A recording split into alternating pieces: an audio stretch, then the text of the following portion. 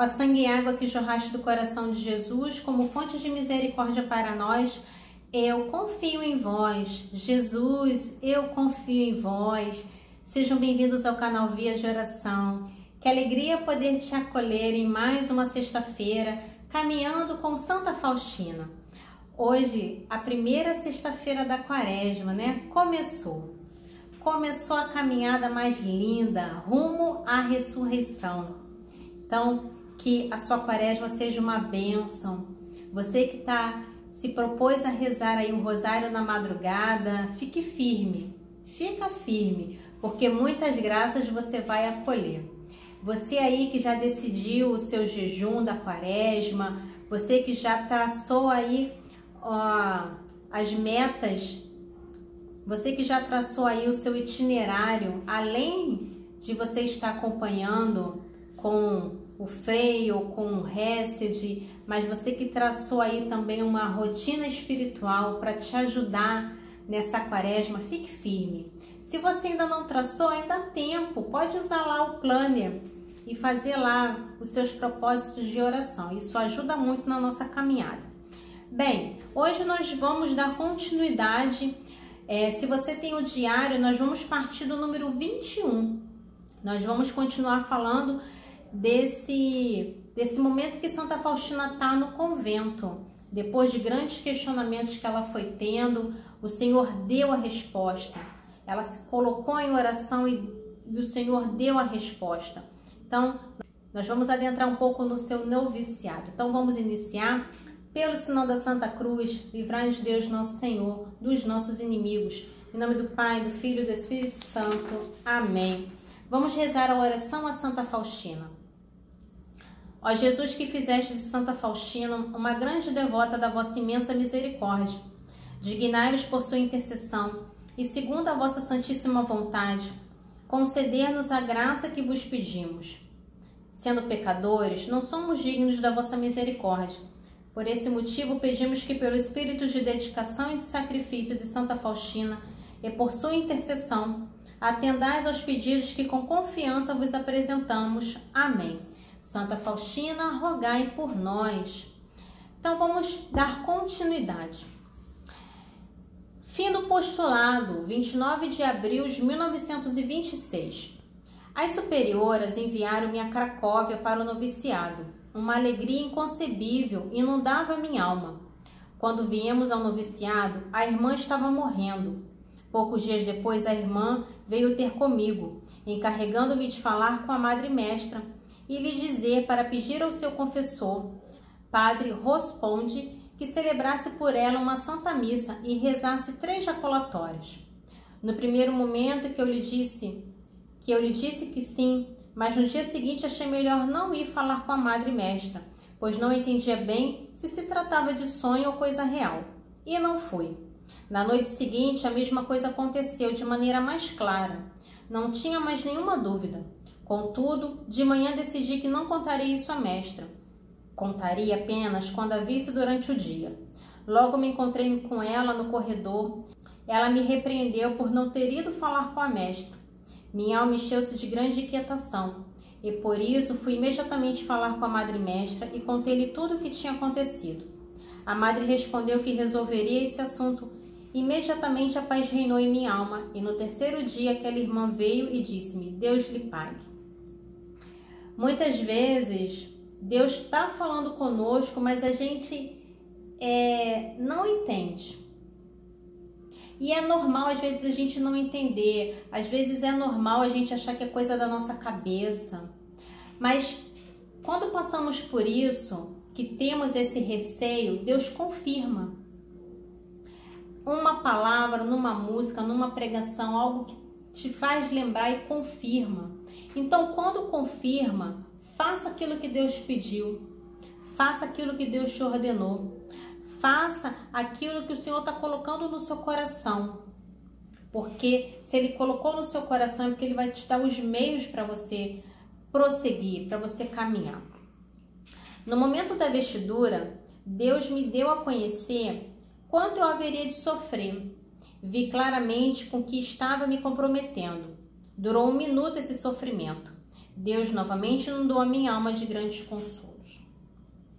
O que você faria se Deus mostrasse para você todos os sofrimentos que você irá passar até o fim da sua vida?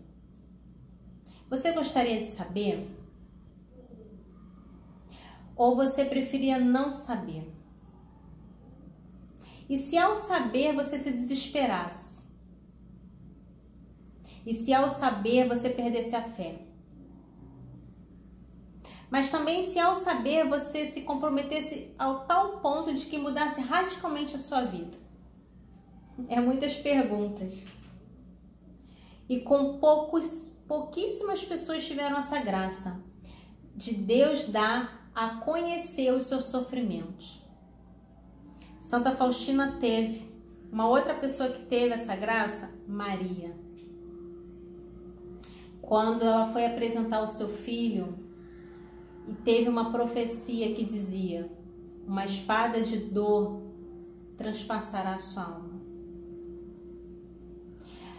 Ela não entendia com clareza, mas ela sabia que iria sofrer. Imagina você acordar e dormir sabendo que tem uma profecia que vai te trazer dor. Como é que você ia conviver? Como é que você ia caminhar? Às vezes a gente já treme só diante de notícias, diante de acontecimentos que tiram às vezes o nosso rumo, que tira a nossa fé, que rouba a nossa paz. Às vezes tem coisas que nos acontecem que a gente até ousa falar: eu não acredito mais em Deus. É triste. Então, antes da gente pensar de querer saber o sofrimento, será que eu aguentaria? Será que eu aguentaria saber o quanto vou sofrer? Por que o Senhor quer mostrar? Por que o Senhor quis mostrar para Faustina o que ela iria sofrer? Eu fiquei me perguntando, mas por quê? Eu não sei se a minha conclusão é certa, né? Daquilo que eu fui refletindo, não sei se ela é certa.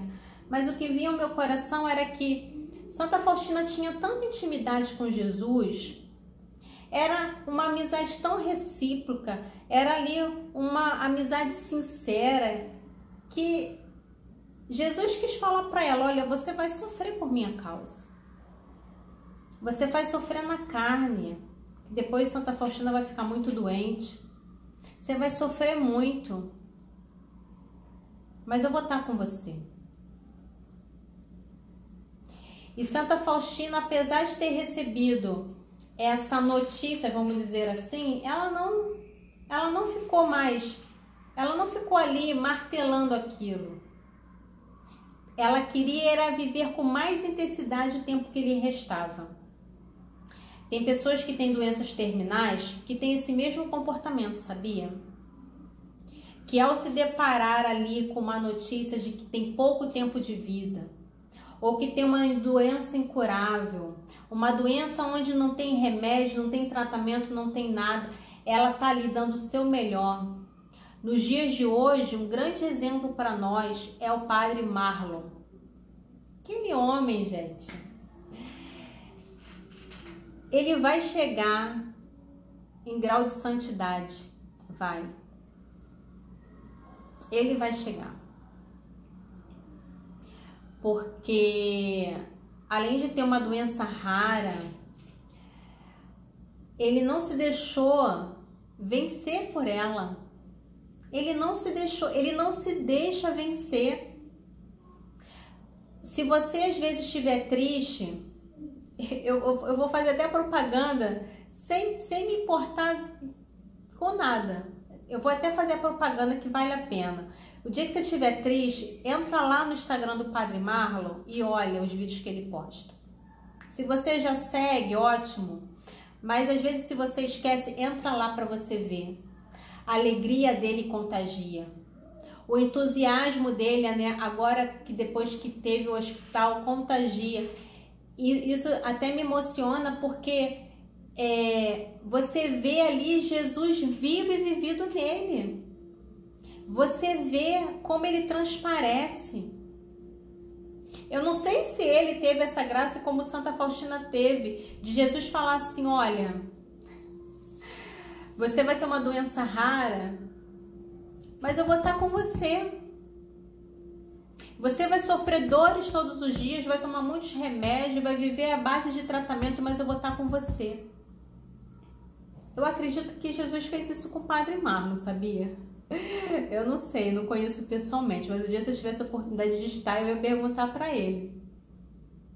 E eu ouso dizer que a resposta deve ter sido sim, porque ele está firme. Ele está firme. Por isso que quando você estiver triste, estiver desanimado, eu sei que a gente não tem que ficar olhando para as pessoas, que as pessoas podem nos decepcionar. Mas olhe para o Padre Marlon, olhe para ele. Ele pode sim ter muitos defeitos, ter muitos pecados, mas olha para ele, porque Deus também está fazendo grandes coisas com eles, como fez com Santa Faustina. Eu acredito nisso. Passado o momento da emoção, vamos continuar, né? Falar do Padre Marlon mexe, sabia, gente? Mexe com você, né? Número 23 do diário. No final do primeiro ano de noviciado, começou a escurecer dentro da minha alma. Não sentia nenhum consolo na oração. Tinha que fazer um grande esforço para a meditação. O medo começou a tomar conta de mim. Adentrando mais profundamente em mim mesma, nada havia além de uma grande miséria. Aqui eu quero falar sobre essa questão de que quando a gente ora, a gente não sente nada. A gente tem que rezar, independente se a gente vai sentir algo ou não. Sentir um arrepio, sentir um choro, sentir uma alegria, sentir uma vontade de bradar, de orar com fervor.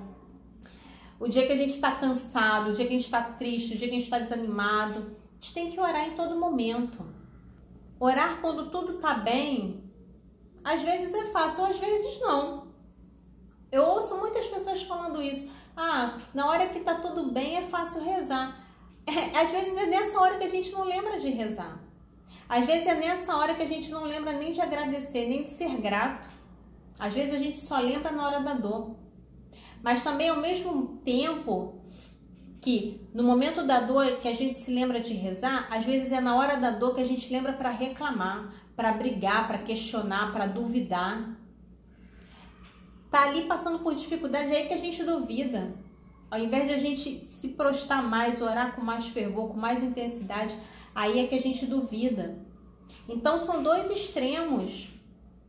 E independente desses dois extremos, eu e você precisamos rezar. Eu preciso rezar todos os dias. Eu preciso me colocar na presença todos os dias. Eu preciso, porque minha alma precisa. E antes que você ache que, mas é uma rotina que cansa. Mas todo dia você dorme e acorda. Todo dia você escova dente, você se alimenta, você toma banho, você vai trabalhar, você vai na rua, você faz seus fazeres de casa. Todo dia. E por mais que você enjoa, você não tem que fazer? Por que não alimentar a sua alma? Por que não alimentar a alma que necessita ser também nutrida pela Santíssima Trindade, que também precisa do alimento do céu, que também precisa ser regada com a palavra, que também precisa ser nutrida, alimentada com o pão vivo que é a Eucaristia? Por que não? Não esqueça da sua alma. Não se preocupe só com o físico, de que você tem que se alimentar, de que você tem que tomar banho, de que você tem que fazer tratamento na sua pele, tratamento dentário, cuidar do cabelo, né? Mulher tem um monte de coisa para cuidar. Não só se preocupe. Você pode se preocupar com essas coisas. Claro, sem exagero, sem autovaidade. Mas se preocupa também com a sua alma. Às vezes a nossa alma está sedenta, às vezes ela está faminta e a gente não está alimentando da maneira correta.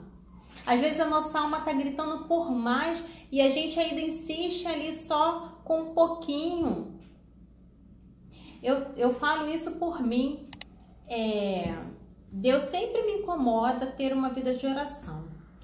E há momentos em que eu vou muito certinho e há momentos que eu acabo ali deslizando e Deus sempre vem, né? Vem lá com aquele cajado, taca assim no meu pescoço, me arrasta igual arrasta ovelha. E daí esse ano o Senhor me pediu mais. Eu falei, Senhor, então me mostra o que eu tenho que fazer. O Senhor mostrou. E depois eu fui rezar, Senhor, me dá forças, me dá condições para poder fazer tudo aquilo que o Senhor me pediu, para que eu siga, para que eu me esforce. E a palavra que me veio é: só queira. É só querer. Porque às vezes a gente não quer. A gente não quer alimentar a nossa alma. A gente não quer. A gente tem preguiça, a gente quer adiar. A gente quer deixar para depois, a gente não se preocupa. Ou às vezes a gente acha que a gente está ficando fanático demais, que a gente está ficando bitolado demais. Mas quando é para ficar vendo várias séries, vários filmes, várias coisas na internet, isso aí dá para fazer. Mas para alimentar a alma a gente tem preguiça, a gente tem desculpa. Entende a diferença? É exatamente isso que acontece. E uma outra questão também, que é nesse trecho aqui fala, é que Santa Faustina sentiu ali a sua noite escura. Tem um outro ponto também, e que hoje tem se falado muito pouco, tem ocorrido muito e tem se falado muito pouco, que é o esgotamento espiritual. Pessoas de caminhada, pessoas que eram de oração, pessoas que eram engajadas na igreja e que daí elas se cansam de uma tal maneira que não é só ela largar o seu ministério, a sua pastoral, ou até mesmo sair da igreja, mas ela se sente sem fé, sem vontade para rezar, sem vontade para ir para a igreja, sem vontade de nada. Ela só quer ficar trancada em casa, ela só quer se isolar. E muitas pessoas começam aí a desenvolver uma depressão, uma ansiedade, uma síndrome. Muitas pessoas até começam a procurar outras coisas, outras religiões, porque fica achando que o problema é na sua religião. Então vai desencadeando muita coisa, ou então simplesmente a pessoa vai para o mundão. Eu vou curtir a vida e chega de coisa de igreja, e vai curtir, vai fazer um monte de coisa. O esgotamento espiritual nos adoece de uma tal maneira e ela reage, em cada um vai reagir de uma maneira. Quantas pessoas que eu conheço que eram ali de caminhada e que hoje dão contra-testemunho, não estão mais na igreja. Outras até estão na igreja, mas não se envolvem mais, não querem saber de mais nada, não querem mais se comprometer, porque passaram a ter receio, ter medo. O esgotamento espiritual, ele é muito pouco falado, muito pouco. E tem atingido não só a nós leigos, né, mas muitos padres, muitos irmãos de comunidade, de convento, porque vem trazendo uma frieza e que se você não se manter firme, mesmo dentro dessa frieza, você vai se perder. E daí, como eu falei, né, cada um se perde de uma maneira. Ou a pessoa se isola, ou a pessoa vai para o mundo, ou a pessoa desenvolve ali uma depressão, uma outra síndrome. Muitos até recorrem a tratamentos médicos, vão procurar um psicólogo, uma terapeuta, vão procurar ajuda, mas a maioria não procura. E dependendo da situação e do caso da pessoa, ela pode até tirar a sua vida. Ela pode até começar a fazer coisas que nunca ia passar pela cabeça dela. Mas o esgotamento vem de uma tal maneira, essa tibieza, essa secura da alma que os santos experimentaram. Por quê? Por que eles colocam tanta ênfase nisso, né? São João da Cruz também foi assim. Por que que eles colocam tanto essa dor? Porque mesmo nesse momento o diabo vem tentar. E vem com força. Mas você não tem força para rezar, então você se vê ali, né? Você e o diabo, como se não tivesse mais a presença de Deus. Se quando a gente está desanimado, se quando a gente passa por alguma frustração, isso já dói, imagine a dor da alma, de uma secura. Muitos santos passaram por isso e muitas pessoas hoje em dia também passam. E isso não pode ser ignorado. Vou continuar. Vi também claramente a grande santidade de Deus. Não tinha coragem de levantar os olhos para ele, mas lançava-me por terra a seus pés, implorando misericórdia.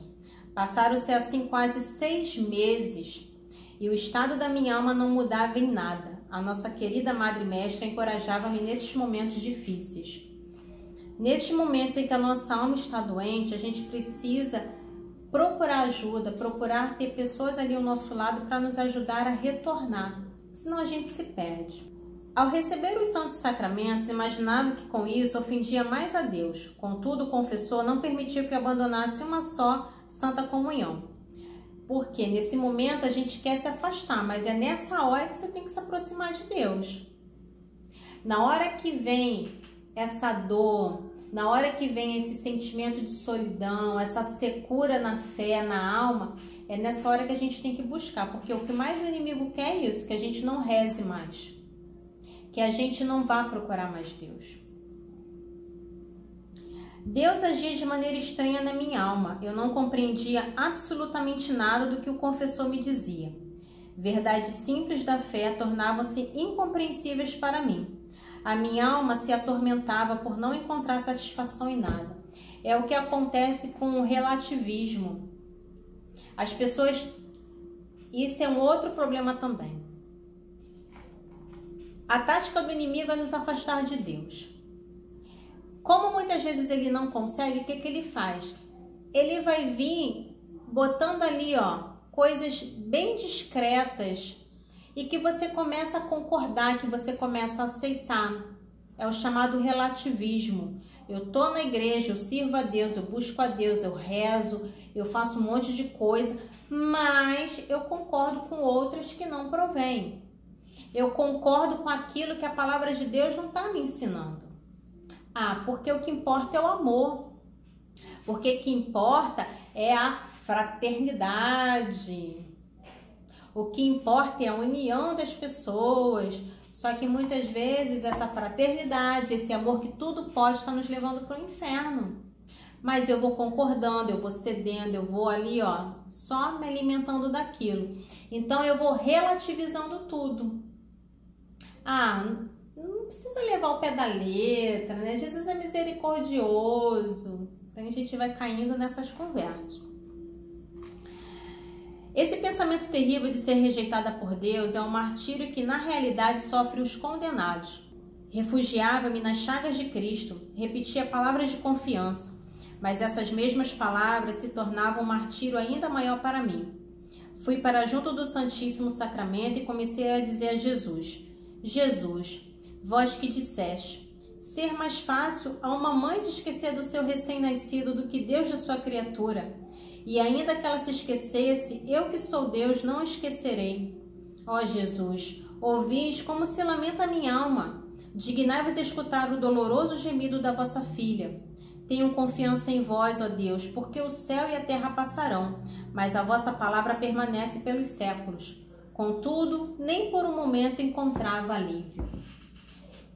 É uma angústia, né, de você buscar a Deus e você não ter resposta.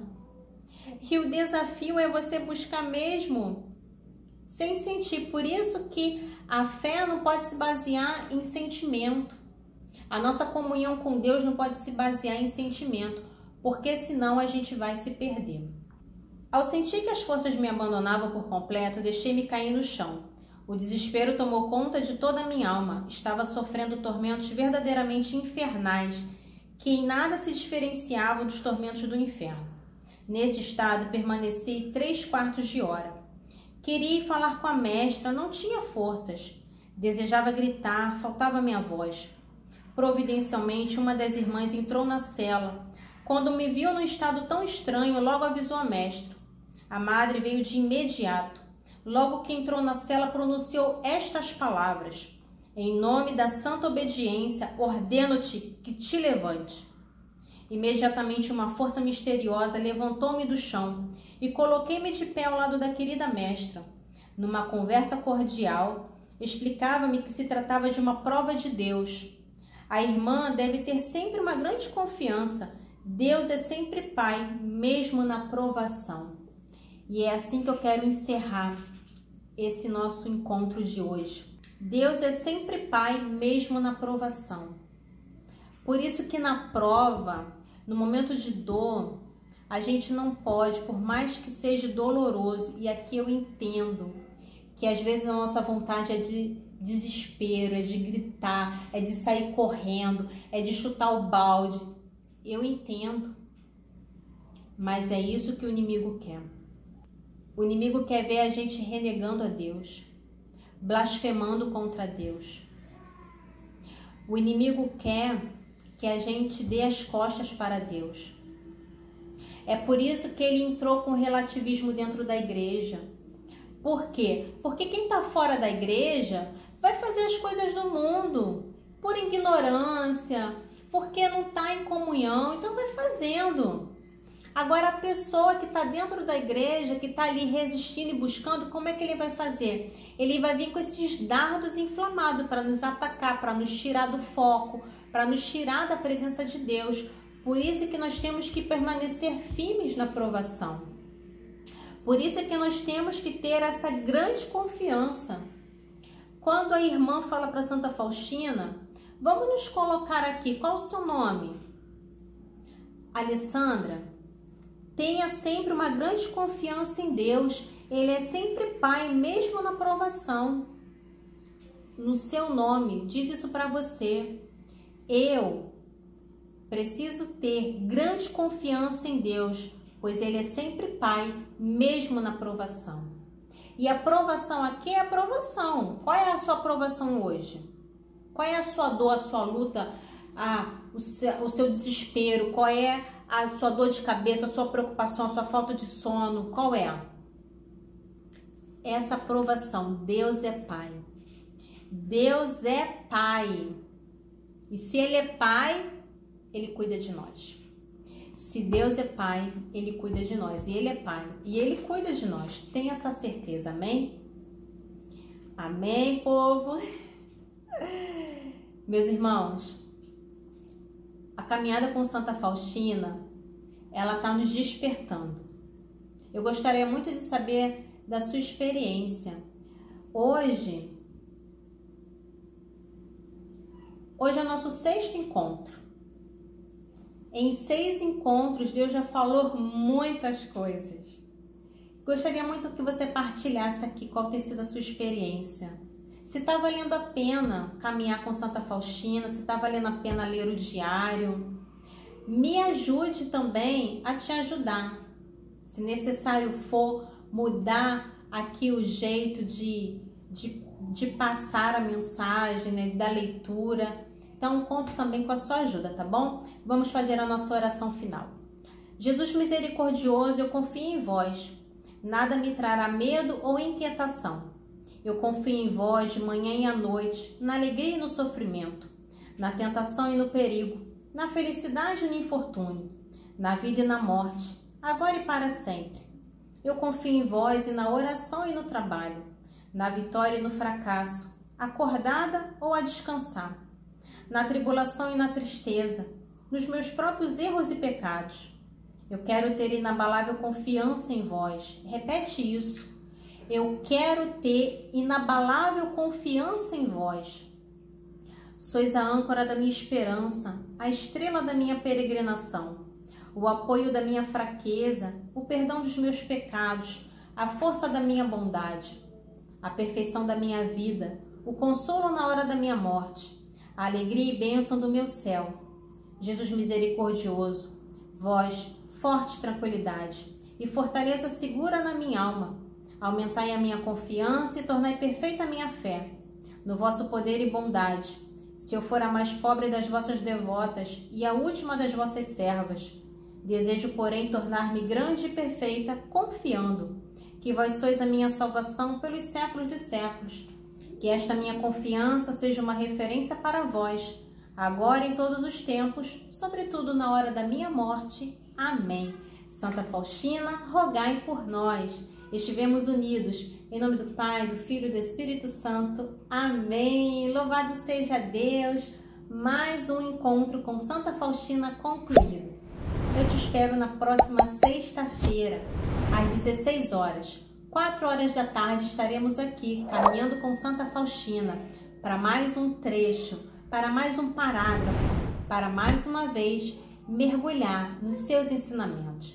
Eu espero que esteja sendo bom para você, que esteja sendo frutuoso essa nossa caminhada.